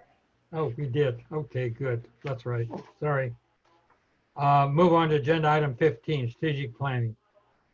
At this time, the board will continue discussion on long-term strategic planning.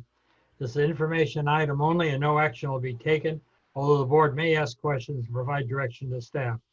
This item will begin with comments from interested persons. Each interested person will be given 3 minutes to address the board on strategic planning.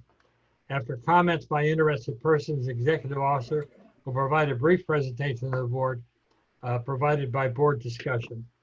We'll now hear from interested persons. All interested persons should have submitted a comment card by now to the agenda 5 at waterboards.ca.com, not .com, .gov by now. Janelle, are there any interested persons wishing to comment on this item? Not at this time. We have none. So we'll go ahead with the executive officer presentation. Yeah, I do want to give a shout out to Janelle, who ably stepped in with Kelly to help prepare the minutes for you and to help manage the board meeting remotely. Her skills have been invaluable. We had to borrow her a lot from the NPDS program to kind of come in and do a lot of this work for the board meeting, but it's really helped out tremendously. And really quickly, let me see if I can share this for you.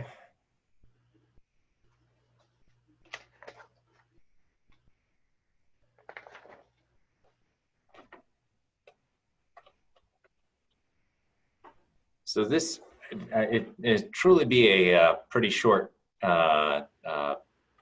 report here.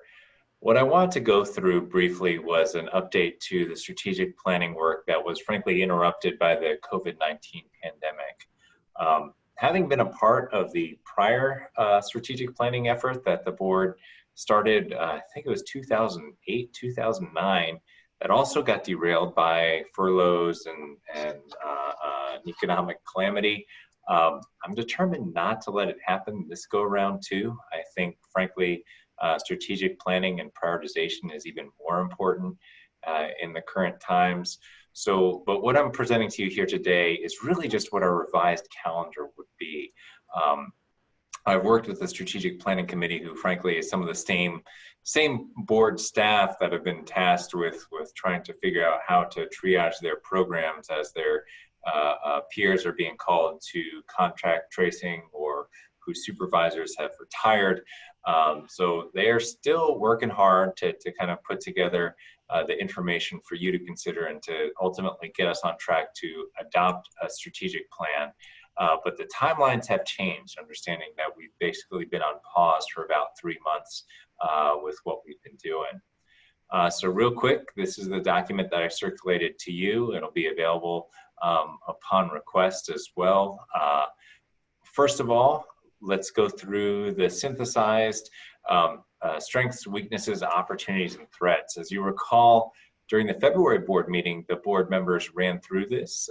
The board strategic planning committee also ran through this in early January.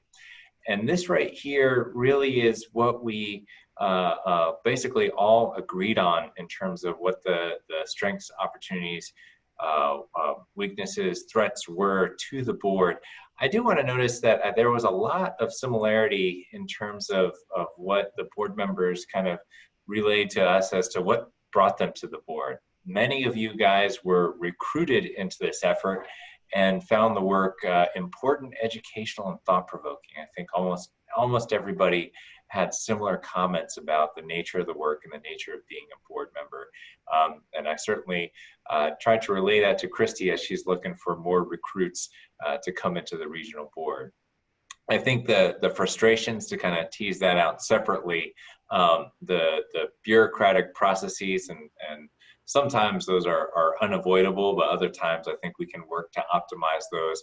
We're both called out by the staff and management participating in the strategic planning committee and by the board members who are engaged in the strategic planning effort.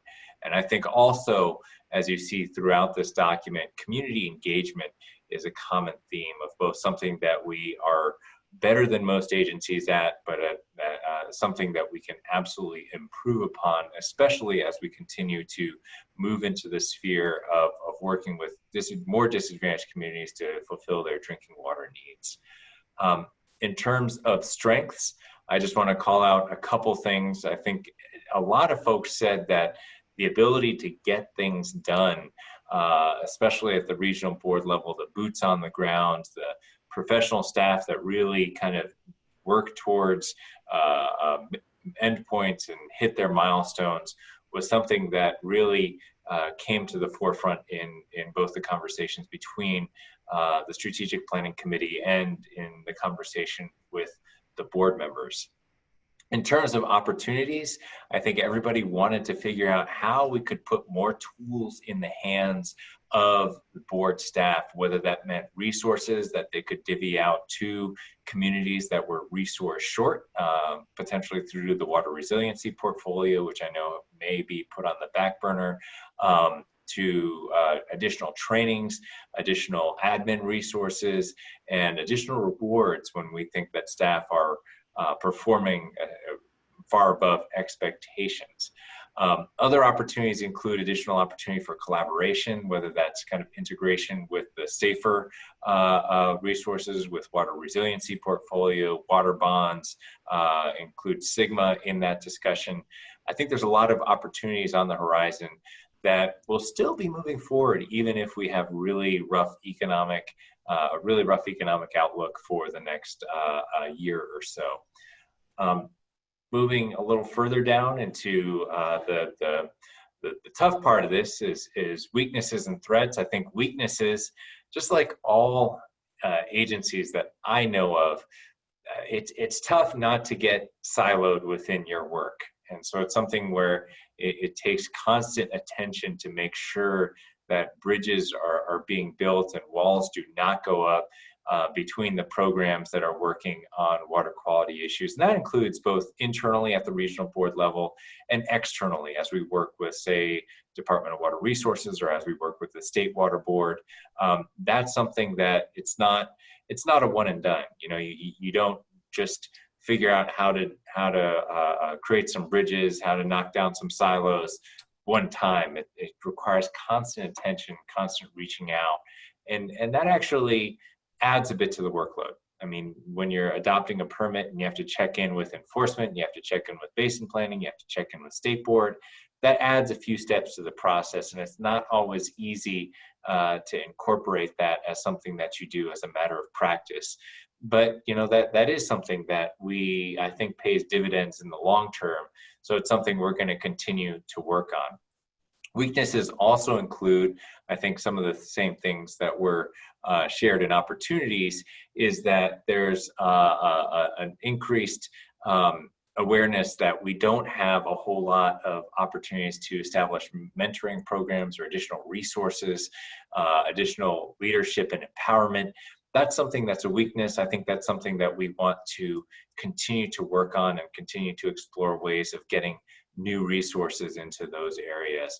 It's going to be tough. It's going to be tough to get those resources in the near term, but I think what we're looking at here is a strategic plan that goes for a good 6 to 7 years. So that's something that we can absolutely incorporate as, you know, as those resources become available. That's where we want to put them, at least in terms of some of the internal resources. Threats, I think the one that I raised was economic downturn, and well, here we are. Some of these analyses were ones that we were running through in January, where COVID-19 was not recognized necessarily as something that would have the impact in this country that it is wind up having. But that's something that we're going to need to work through. Something I've shared with you, members of the board, is that while we saw a lot of rebounds at the state level from the resources that were taken away in 2008, 2009, 2010 during the prior economic downturn, many of the counties and many of the local governments especially within the Central Valley, never saw that rebound. They were at lows. I mean, they are not staffed the way they were staffed in the 1990s, and the economic ramifications of the Great Recession, they never really recovered, at least in terms of staff positions and budget resources. And so that's something where when we have conversations with the state board, we want to make them aware of the fact that very often Clint's folks, Clay's folks, even folks in the Sacramento office, very often we're helping out county health departments, county environmental health departments, county environmental departments that are minimally staffed. There's one person there where there used to be 3, there used to be 5, there used to be 10. And it's a regional board that sometimes is called upon to fill that gap, where you might have a county that would help with the public information campaign, get a fact sheet out on a cleanup project, or talk to locals about what the impacts would be of changes to their wastewater treatment programs. Many times that's stuff that falls to regional board staff. So as our staff is cut back, it's really going to be tough to figure out how we effectively continue to interact with the folks within those counties, within those communities, to make sure that they have a role in the decision making. We also, it's called out here, turnover and retirements are something that are a fact of life even under good times. You hear the graying of the workforce. I think that's hitting us even harder now that we're seeing special circumstances due to COVID-19. We're seeing more retirements. We're seeing more turnover. We're seeing more hiring challenges. But the flip side of that, is that we have some opportunities to work with state board to see if we can get some flexibility in hiring, to see if we can cut down on some of the red tape that would ordinarily make hiring decisions pretty tough. It's tough times certainly for everybody, but I think there's some opportunities there too, to streamline some processes based on the needs of our organization. And thankfully, I think CalHR and the state board have made the commitment to say, look, we know things are going to be rough. Let's figure out how we can streamline. Let's figure out how we can make the process easier to manage moving forward. So with that, I think those are the main things I wanted to cover, at least on the recap of what we did in February, which is really the last kind of substantive strategic planning effort before we get into what the revised calendar would be. But first of all, I want to know if anybody has any feedback on that.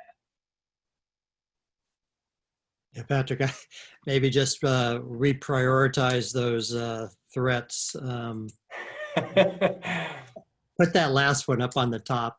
Yeah, no, this is this is the big one. This is the big one. Yeah. And I think the one that we requested kind of a super prioritization for was this one right here. Lack of administrative staff, I think, was called out. Just for the board's reference, in terms of where we put our priorities, kind of putting our money where our mouth is. Just for your reference, we ran through an effort right as COVID-19 and what was being called a soft hiring freeze was hitting. We looked at our organization. We found that we had about 30 vacancies, which is pretty high. We try and keep that as minimal as possible, but it's pretty high again due to what was happening with the cannabis program and other factors. So we had about 30 some vacancies, and we went to the state board and asked for permission to hire. Got a prioritized list together. These are the positions that we're going to hire. And from what we heard from state board is of that list, you get 3. So when we made the prioritization for what those 3 would be, one was filling a role that was badly needed in the TMDL Basin Planning Unit, which is down a lot of resources, mostly due to internal transfers and retirements. One was JJ's position, which is Assistant Executive Officer position. That has to be a priority for our organization. And the other was we prioritized fulfilling an admin position, admin managerial position in the Fresno office. So we heard you about the admin resources, and we heard from our strategic planning group that that was something that was important to do. And so, you know, in terms of even over the short term, last month and a half or so, where the priorities were, we tried to prioritize that. So again, the strategic planning effort is already helping guide us. But you're absolutely right, Board Member Bradford. This is the big one. The big one is the economic downturn, at least for the foreseeable future. So Patrick, on hiring, is that you have listed there that it's very cumbersome, and I think you made a comment that you're trying to see if there's ways to loosen that up. Is that correct? Yeah, that is correct. I think even the state board is working through some processes that could make it a little bit more streamlined. They're looking at digitizing some of the what are called employee action requests and employee actions that we do internally. There's been some bumps there, but you know, not shuffling paper around, I think, can help cut that down. It also has a tool where you can see, you know, it's an automated process. So ordinarily you have a package gets shuttled between God knows how many people. And what the online tool is doing, and what Kelly is working on tracking through that online tool, is whose desk is that staying on? Whose virtual desk is that staying on for the longest period of time? Where are the slow points in that review of that package, and how can we figure out how to cut those down? So that's, you know, one of the efforts that, you know, State Board is working on. We're working on tracking, but things like that are really what we're trying to do more efficiently as we try and keep the ball moving forward with hiring and with personnel decisions in these tough times. But if the State Board doesn't give you positions, I mean, it doesn't give you approval to hire for positions that you've established, it's all for naught. Given the governor's budget, how does that look for the year to come? So the interesting thing, I'm definitely could answer that question better in a couple weeks. Okay. Right now we have a governor's budget that, you know, and again, this is kind of what the governor said publicly, that calls for a 10% pay cut. How that is going to be implemented, whether it's going to be furloughs, I think that's being left to the collective bargaining between the unions and the governor and the legislature, and trying to figure out that mix. I would add that the Senate and Assembly passed their own budget, I think just yesterday, that actually comes in different than where the governor's proposed budget is. So that both of those, however, would keep intact the amount of positions that were authorized, even though so basically the punch that our organization would get would be the 10% pay cut. And hopefully we have the opportunity to fill the vacant positions and get those moving forward. Again, they have to go through that process of reconciling what was passed in the Senate and Assembly with what the governor is proposing. I imagine those conversations will move forward very quickly over the next week and a half or so, and that there will be a budget approved by the July 1 start to the fiscal year. At that point, we'll have a much clearer picture. I will kind of flag, however, that the Senate's version of the budget, and the one that the Assembly was working with the Senate on, includes a provision where there's an expectation that the federal government would help out the states with billions of resources, and would have essentially automatic cuts that would go into effect in October if that wouldn't be the case. So I think what is left to be determined is where those October cuts would be made, whether they would be cuts to state programs, whether they would be sweeping of vacant positions. So even, you know, if we move forward, I think it's tough for the State Board to kind of track all that and make sure that they're doing things responsibly, because really, you know, our mission is critically important, but our mission can only be done by the staff that we have. And when we take somebody on as a staff person, we really want to make sure that that position is secure and we won't have to be letting him go in a few months. So that's something that you know, no manager wants to do. We really want to make sure that we're well positioned to make decisions for the long term, not for the short term. Thank you. Any further questions or comments for board members? Thanks, Patrick. Very good. And with that, I'll quickly go through. I think this is just about the last page here. How do I circle back? There we go. You had a calendar, right? Yeah, so this is the revised calendar, and you'll see everything is pushed back about 3 months or so, basically on what happened with the COVID-19. The next thing that would come to the board is the outreach plan. We want to get input from all of the stakeholders, and that includes disadvantaged communities, includes permit holders, includes NGOs. Our outreach plan, how we were going to do outreach, has changed due to the fact that the initial plan was we go out and meet everybody face to face, and we hold public meetings in public places. That needs to be revised, and so we're going to be working on that and bring something to you in August that incorporates some advice from the Office of Public Participation that has been working through these issues and has been working through these issues with CV salts. So we're going to bring that to the board in August. This summer, we are having the Strategic Planning Committee, all the 7 members on that committee, are going to be reaching out to the individual program managers to hear a little bit about what are the major milestones in your program. Say, for example, with the dairy program, when was the first general order adopted? What is the amount of dairies? How has that changed over time? Basically getting a short blurb of the current status of the program and any kind of major milestones that happened with the program. NPDES came into existence shortly after the Clean Water Act. This is what the major milestones were, things of that nature. And that's included as part of the assessment portion of the strategic plan, the where are we now portion of the strategic plan. And that will morph into, where will we be going in the strategic plan.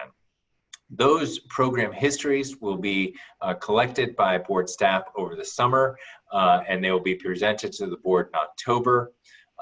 All throughout the fall of 2020, rather than the summer of 2020, we will be doing stakeholder outreach. Whatever was in our outreach plan that will be approved in August, that's what we're going to be doing in the fall.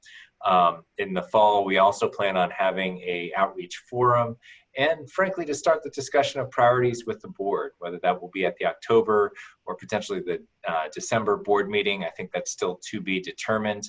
And the Strategic Planning Committee will also be working on developing the outline of the ultimate strategic plan.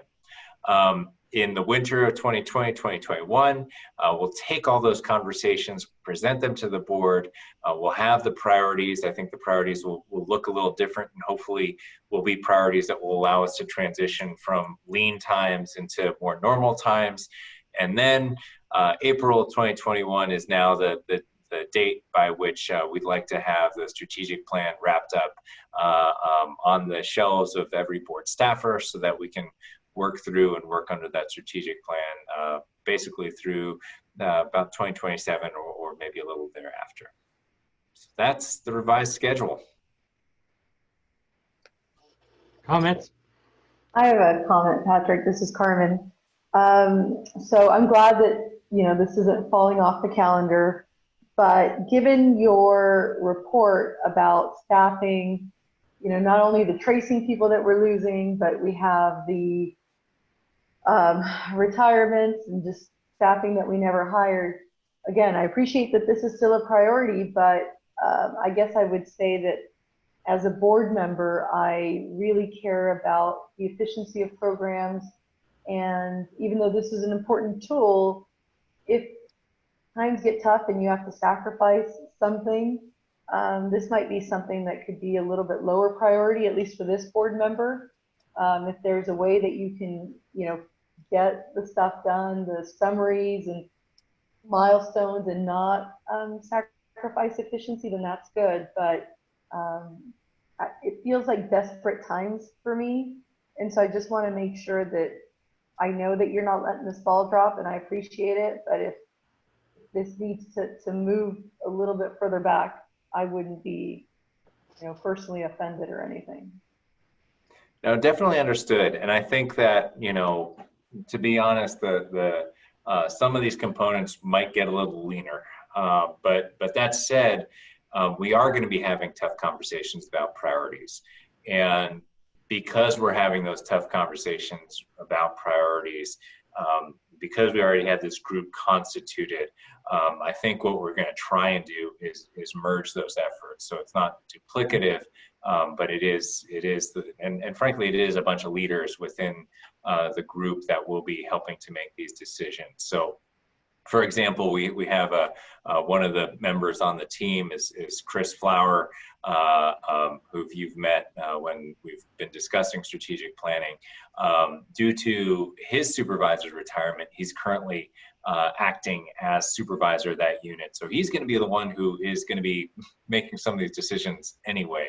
And certainly Clint is on the strategic planning committee too. And he's going to be one of the ones who's going to help making these decisions anyway. So I think from my estimation, because there's sufficient overlap, it shouldn't be too duplicative. But if not for the strength of the committee, frankly, I would be kind of backburnering it. But I think we've got the right people in this committee to keep the ball moving forward. We're going to keep it lean. The stakeholder outreach might be more targeted than we would ordinarily have it. But we still have to make these decisions, and we want to make these decisions in a very deliberate manner and involve the public too. So that's something I think that's a bonus for keeping this thing going. Right, yes. And with that said, actually strategic planning is probably more important in these times than in other times when we're lean on resources, because properly used, I think you spelled it out, Patrick, you have to do prioritization involving people who are part of the decision-making team in that, including the public, is critical. So we're looking for lean, and I don't want to say mean, but I can't find another word to ride with lean to get. How about clean? Lean and clean, I like clean it. as in clean water. That's right. I like that, Carmen. So we'll keep it lean and clean as we go down the road.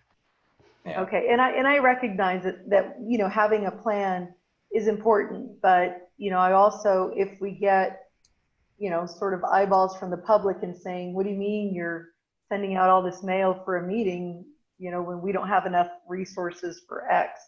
So as long as it's reasonable and it's justified, I support it as well. Just want to make sure that we're conscious of maybe how it looks. I think there will be no strategic planning retreats to Maui on the calendar. Can I get off the committee? Yeah, well, it's important that we do stay lean and clean, lean and focused on clean water as we go down the road. There we go. I will say, just kind of big picture wise, not to divulge too much, but I think some of our conversations with state board executives and the state board members themselves, they're pretty honest about it. In that, I think the main difference in tone, if just personally speaking, main difference in tone between the Great Recession and right now is state board leadership, and something that I'm trying to project as well, is that it's not just going to be, we're going to do more with less. We're actually going to do less with less. And I think that is very difficult for stakeholders and board members and for staff to hear, but that's how it's going to have to be. I mean, if we don't have the resources to commit to doing something right, we have to seriously think about not doing it or postponing it. So I know, during the Great Recession, it was, we're doing more with less. We're going to make everything, we're going to make all the milestones. I think given the current situation, what's imperative is to prioritize and to really have the hard look and say, look, we can't get to this. We can't get to this and give it the time and the justice it deserves. Maybe it's something that is going to be put on pause for a little while. I can understand certainly the stakeholders' concern. We're to provide a service to them also, and they're paying for the service that we're providing to them. And so how we do that becomes very critical. Yeah. And that's a question that I haven't answered in my own mind, how we might better do that given less resources. Yeah. But at any rate. And I do want to be clear. Go ahead. What I was going to say is I think that we can expect that the public that we serve, including the dischargers and everybody else, is also going to have less funds, and that we can expect that they're going to raise the issue and say, look, you need to be leaner. We're going to have to be leaner. What are we going to do? So It's not just our end that we have to be sensitive. No, I fully expect that to happen. And I do want to just, this is a question that has come in from another other dischargers. I do want to make it clear that when staff is recruited into the California Connected contact tracing, that is not being paid for by discharger dollars. That is a separate CDPH fund that will be funding that staff time. Legally, we can't, it would be inappropriate to divert, permittees money to do that. It may even look like a cost savings on our end because we have cut that 5% staff. Those details have still to be worked out, but just want to make that clear for messaging for all the board members. When we recruit staff into that effort, they're not being paid with WDPF money. Any further comments by board members?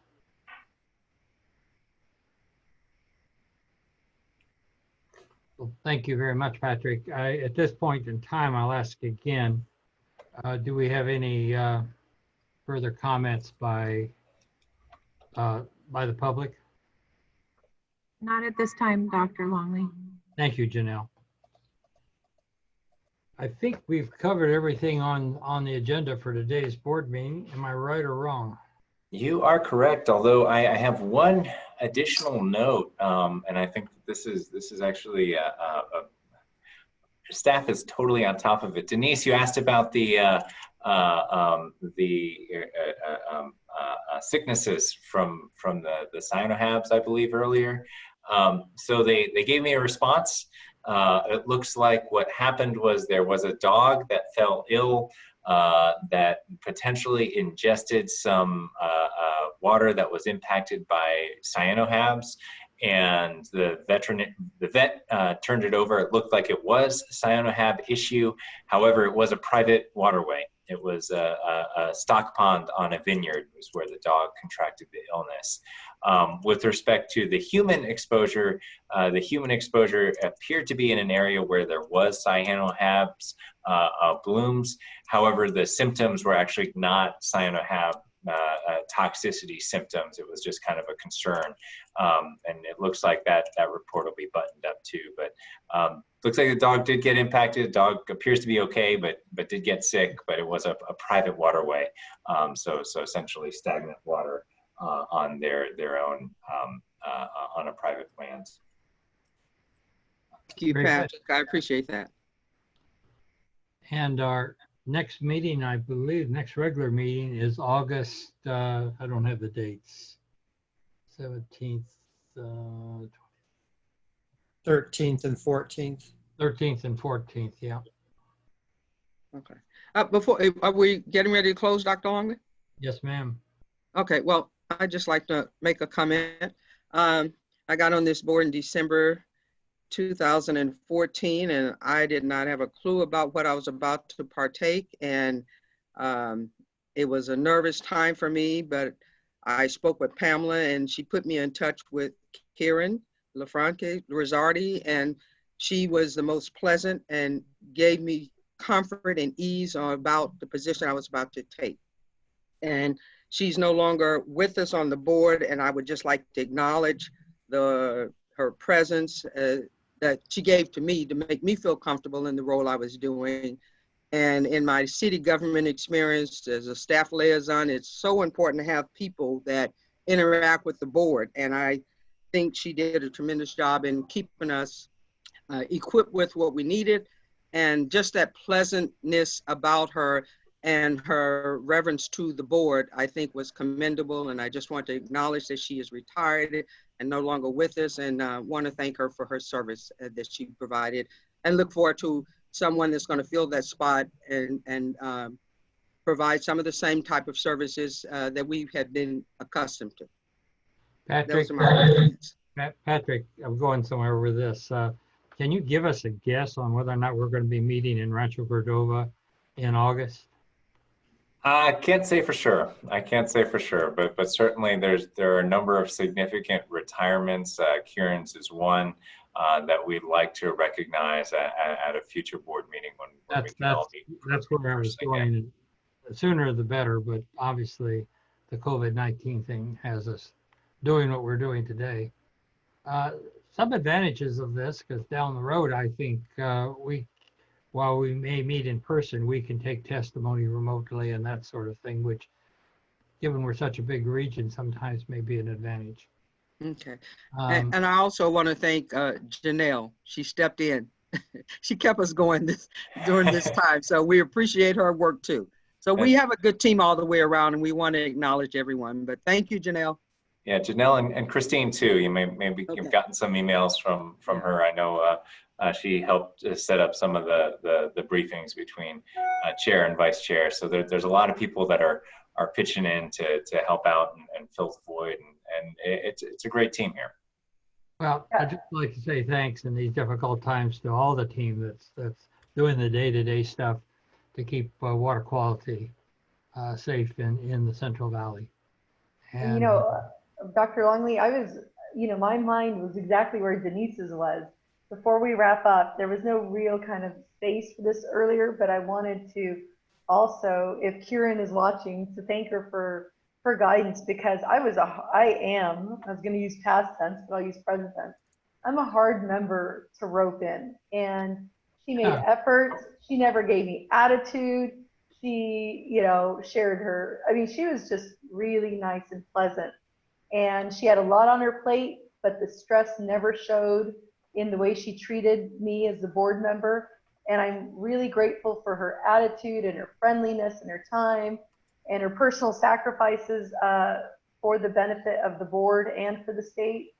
So I also would like to say that her absence is felt, but she can, rest easy. She's left us in good hands.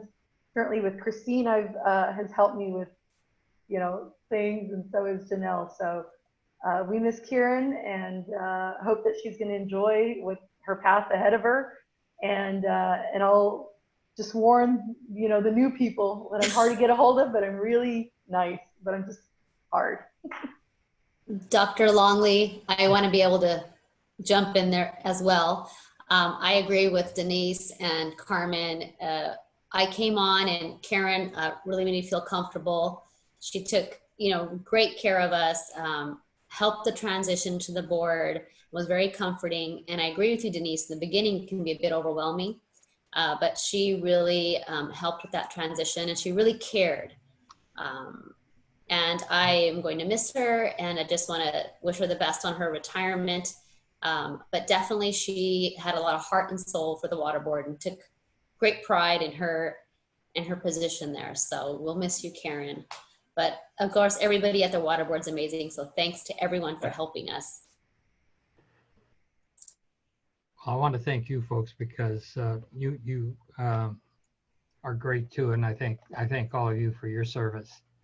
Karen was our mother in many ways, and it was working with her was a true delight.